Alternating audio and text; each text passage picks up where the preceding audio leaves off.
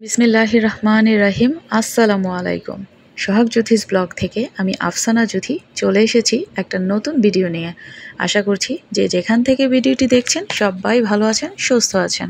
আল্লাহর অশেষ রহমতে আমরাও ভালো আছি, সুস্থ আছি, আলহামদুলিল্লাহ। আকাশে প্রচুর পরিমাণে মেঘ করেছে, মনে হচ্ছে এই বুঝি ঝড় বৃষ্টি চলে আসবে।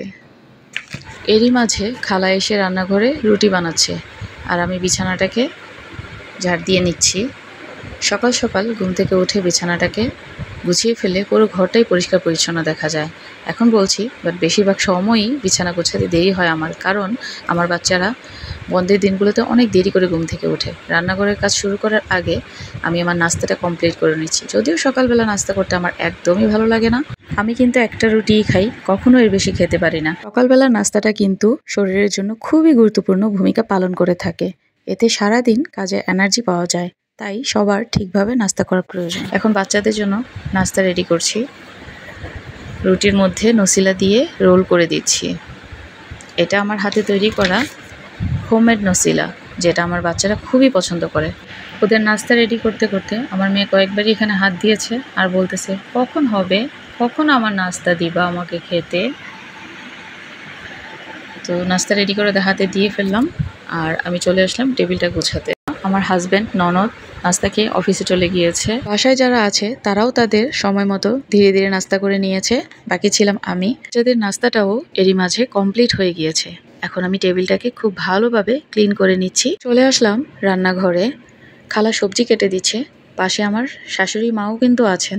আমরা কিন্তু বউ শাশুড়ি দুজন মিলেমিশেই রান্নাবান্নার কাজ করি। ঢেঁড়সবাজি করার জন্য ঢেঁড়সটাকে কাটার পর আমি এখন চুলায় রান্না করতে বসিয়ে দিয়েছি। ছোট চিংড়ি মাছ ফ্রিজে ছিল, সেটা নামিয়ে নিলাম। এগুলো বরফ ছাড়লে রান্নায় ব্যবহার করব। চিংড়ি মাছ দিয়ে যে তরকারি রান্না করা হয় সেটাই খুব টেস্ট হয়, যদিও অ্যালার্জির সমস্যার জন্য আমি এখন খুবই কম খাই। কড়াইতে সমস্ত মশলা কষিয়ে আমি সবজিটাকে দিয়ে দিলাম। সবজিটা দিয়ে নাড়াচাড়া করে প্রেসার কুকারে বসিয়ে দিব। প্রেসার কুকারে যে কোনো রান্না দিলে রান্না খুব তাড়াতাড়ি হয়।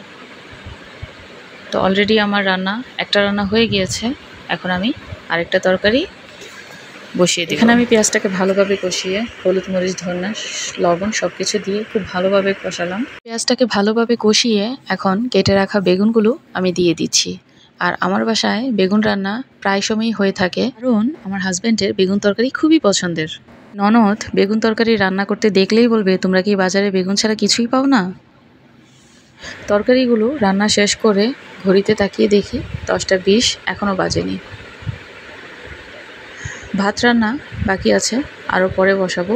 যেহেতু সকাল সকাল রান্না শেষ, তাই আমি চুলাটাকে খুব ভালোভাবে ক্লিন করে নিচ্ছি। চুলাটা বেশি ঘষা মাজা করতে হয় না, অল্পতেই খুব তাড়াতাড়ি ক্লিন হয়ে যায়। চুলার আশপাশও পরিষ্কার করে নিলাম। প্রতিদিন রান্নার পর এভাবে চুলার আশেপাশে ক্লিন করে রাখলে তেল চিটচিটে ভাব সহজে হতে পারে না। বছর 2 আগে চুলাটাকে খুব শখ করেই কেনা হয়েছে, বাট এখন মাঝে মধ্যে একটু একটু প্রবলেম দেখা দিচ্ছে। অলরেডি 2বার সার্ভিসিং করানো হয়েছে, দেখা যাক কতদিন চলে। তবে চুলাটা আমার খুবই পছন্দের, আমার খুবই ভালো লাগে। এভাবে আমি আমার প্রত্যেক দিন রান্নার পর চুলাটাকে ক্লিন করে থাকি। খালার রসুন কাটছিল, হঠাৎ এতটুকু কাটার পর খালার হাত কেটে যায়। খালার হাতে ওষুধ দিয়ে আমি 1 টাইম ব্যান্ডেজ লাগিয়ে দিলাম। খালা আমাকে বলছিল ফ্রিজে রাইখা দেন, কালকে কেটে দিব।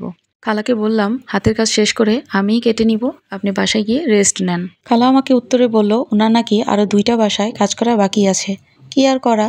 হাতের কাজ শেষ করে সমস্ত রসুনগুলোই আমি বসে বসে কেটে ফেললাম। বেশি একটা ছিল না, অল্প রসুন ছিল, যে কারণে আমি নিজেই কেটে ফেলেছি। এই যে কাটার পর এতটুকু হয়েছে। এখন হচ্ছে সন্ধ্যা 6টা। আমার শ্বশুর শাশুড়ি কাল সকালে হাসপাতালে যাবে, যে কারণে এখন মুরগি কিনে এনেছে। এখন আমি মুরগিটাকে খুব ভালোভাবে ক্লিন করে কেটে ফ্রিজে রেখে দিব। সংসারে কাজকর্ম কিন্তু পৃথিবীর সবাইকেই করতে হয়, বাট গুছিয়ে কাজ করলে সেই কাজটা একটু সহজ হয়ে যায়, এই আর কি। মুরগি কাটতে কাটতে আমি আপনাদের কাছে বিদায় নিয়ে নিচ্ছি। আপনারা সবাই আমাদের সবার জন্য দোয়া করবেন, আমার শ্বশুর শাশুড়ির জন্যও দোয়া করবেন। সবাই যেন আমরা ভালো থাকি, সুস্থ থাকি। মহান আল্লাহর দরবারে এটাই সবচেয়ে বড় চাওয়া। শরীরের সুস্থতা হচ্ছে মহান আল্লাহ তাআলার সবচেয়ে বড় নিয়ামত। আজকে এখানেই বিদায় নিব। সবার জন্য শুভকামনা। আল্লাহ হাফেজ।